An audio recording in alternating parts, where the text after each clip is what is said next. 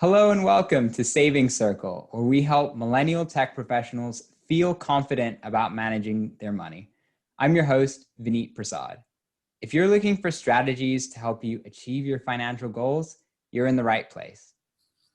On today's episode, do you have RSUs and are trying to decide what to do with them? Well, today we'll be talking to Daria Victorov, a certified financial planner, about when to consider selling your RSUs because they're a really important part of your financial picture if you are a young professional with restricted stock units. And with that, let's get going. Daria, it's so great to have you on the show today. Thanks for joining us to talk about RSUs. Thanks for having me. I'm so excited. This is one of my favorite topics, especially living in the Bay Area. It comes up all the time. That makes a lot of sense, and we're really glad. I'm really glad to have you on. Now, before we dive into RSUs, can you tell us a bit about what you do and the types of people you serve? Sure, I'd be happy to. So as you mentioned, I'm a certified financial planner. I work with a wide range of clients, primarily clients that have had sudden wealth events. So that either could be from an inheritance or a company that's gone public and they now have they have a newfound wealth. And what that means is that we look at your holistic life. It's not just your investments, but also your taxes and your cash flow. You're also looking at insurance and everything in between. Anything that has to do with your money, we're going to try and fit the puzzle together and how the pieces fit. I love that. I think it's such a valuable service you provide, and it's much more than I think people think about investments, but it's so much more than that, and it's great. So next question, this is kind of an odd one, but just so our listeners get to know you a little bit better, what is an unusual hobby or guilty pleasure that you enjoy? Ooh, that's a fun question. I would say for me, it would be, I really like fitness and health. So back when you could go to the gym all the time, I would love going to boxing classes. Not really super physical contact, but mitt work and bags. I just think it's really fun to work out your body and your mind, and there's no daydreaming when you're boxing. That sounds awesome. I haven't tried it myself, but I've heard it's great exercise and a good way to get in the flow, like you said. That's fantastic. Excellent. So let's dive in to talking about RSUs. And the first question is actually, before we talk about the trade-offs and such, can you just tell us a little bit high-level version of kind of what are RSUs, for people who have them, and kind of just a quick descriptor? Great. RSUs, let's just break it down. What does that even stand for? Restricted stock units. They're not stock options. They are the company giving you a bonus. Instead of giving you dollars, they're going to be giving you shares of their company. Sometimes it's publicly traded, sometimes it's not, depending on where you work. Perfect. Excellent. I appreciate you breaking that down. For folks, I imagine folks will only be listening to this episode if they have them. But if you don't, now you know, or if it's something you're kind of working towards. So then the next question I have for you is, what are some of the main benefits and costs of selling RSUs if you're thinking about selling RSUs that you've been given? Well, I'm glad that you're thinking about selling them. That's always a good thing. So some of the things to just think about from RSUs is, one, they're going to be taxable income when they vest. So I think a lot of people forget that that happens because they aren't getting a paycheck per se. It's just shares are available, let's say in their E-Trade account or Morgan Stanley, whatever custodian the company is using. The benefits of selling them is that you're concentrating your risk in the company. So you as an individual and employee are working there. You have your human capital. You might be living in the Bay Area. So you're susceptible to all the tech risks that might be happening with the economy. And then also if the stock price goes down, your work might be affected. So you're going to be selling out of the RSUs. You're going to be reducing your exposure to the specific company, and you can invest in other things that aren't just tech companies. Perfect. And you may have gotten this one before. Just a quick follow up on this note. I liked how you said kind of you're de-risking yourself, but what if someone were to say to you, I believe in my company. I believe in the company that I work for, and yes, a huge percent of my assets are in them, but how would you respond to someone saying that?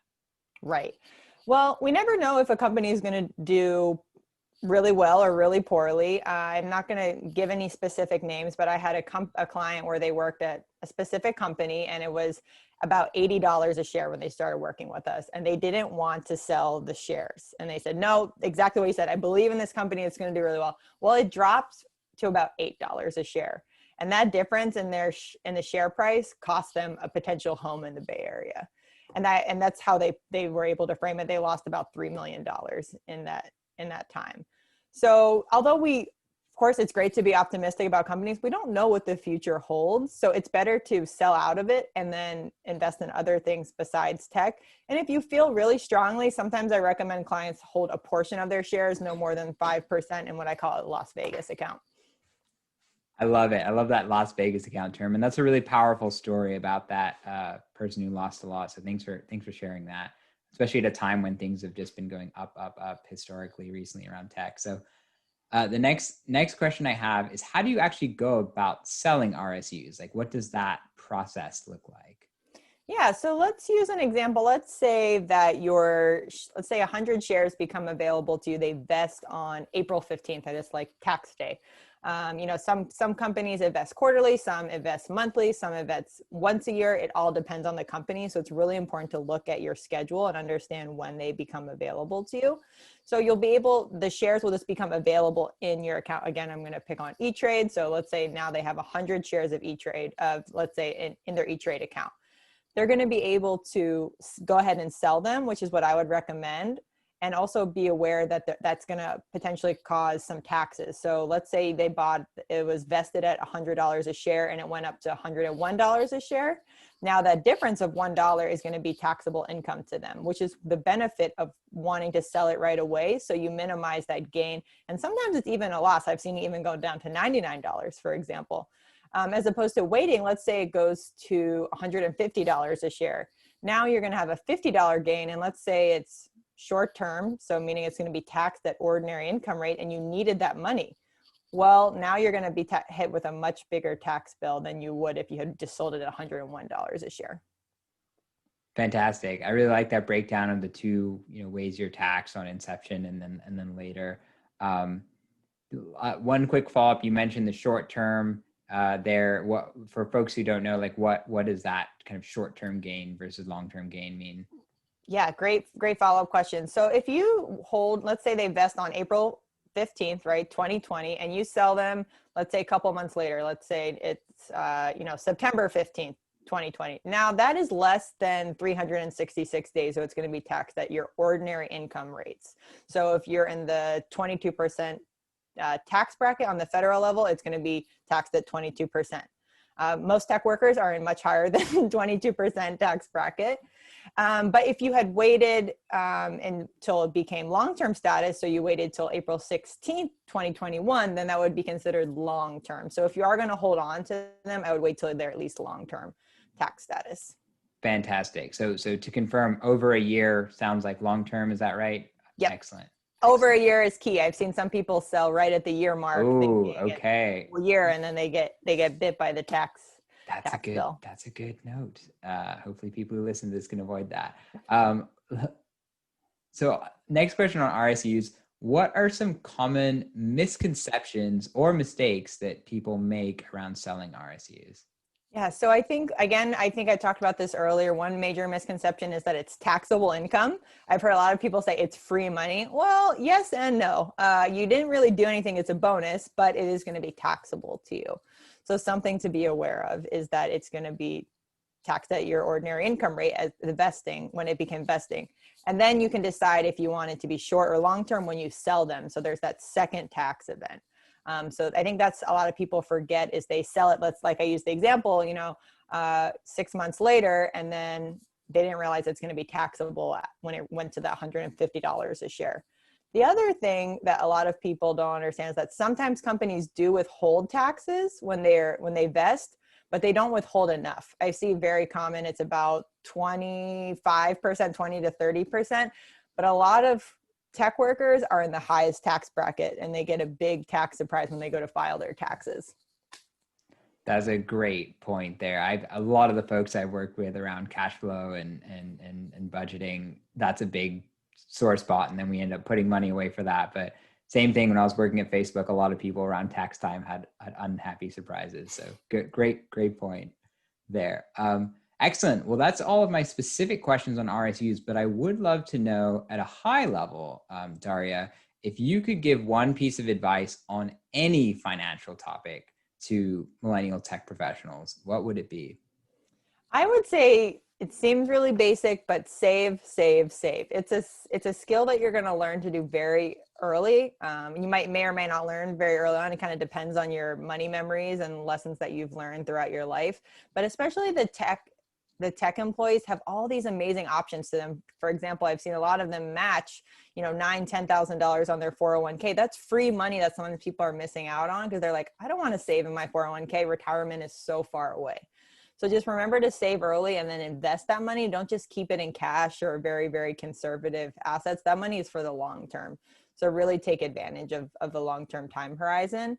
And the other thing is just deconcentrate your risk in tech. I know we talked about this earlier, but people are really like, the FANG stocks, as people say, are just going to do great. Yes, maybe they will, but just remember that you don't want to have all your eggs in one basket. Fantastic. Totally agreed there. And of course, being that this podcast is called Saving Circle, I'm a big fan of the savings for sure. What is one personal finance book or online resource that you particularly like for, this audience, millennial professionals? What a great question. I think especially, millennial professionals, we have so much information available to us. We don't know where to go with the kind of get analysis paralysis. I'm a really big fan. I can't think of a specific book. I think that's because I studied finance in college. So it just kind of came naturally to me, but I really like NerdWallet. I think NerdWallet has a lot of really good resources and you can break it down by topic. They have good blogs, they have recommendations, and you can kind of pick and choose what you want to learn about. Totally second that one. When I'm doing research for clients on specific topics, NerdWallet's often a source that I look at. It's fantastic. So great one there. Last question for you. How can listeners follow and connect with you? Oh, great. I love to connect with people, even just follow me, or if you have general questions, I'm an open book. I would say that you can follow me on LinkedIn, or you can just go to our website. I work at Abacus Wealth Partners, and we have a lot of blogs there, or you can schedule a call to speak with someone. Fantastic. Well, thank you so much, Daria, again for being here today. It's been awesome having you on the show. And I learned a lot, and hopefully our listeners did too. Thanks for having me. Absolutely. And thanks to you, the listeners, for checking out today's episode. For more personal finance strategies and tips, you can also always check out my website, savingsacademy.com. And if you found today's episode useful, I would greatly appreciate if you could leave a rating or review on your podcast provider so more people can learn about the show. And that's everything for today. Until next time, keep saving, my friends. Keep saving.